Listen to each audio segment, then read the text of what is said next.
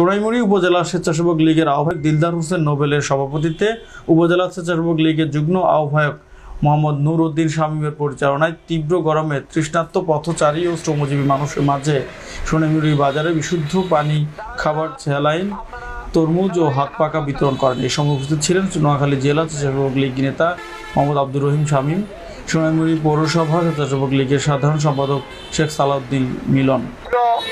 গরমে যারা অতিষ্ঠ খাবার সেটাই সংগ্রহ করুন, নিবারণ করুন।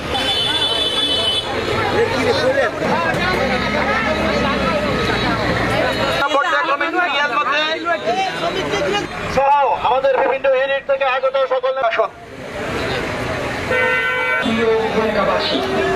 আসছে পয়লা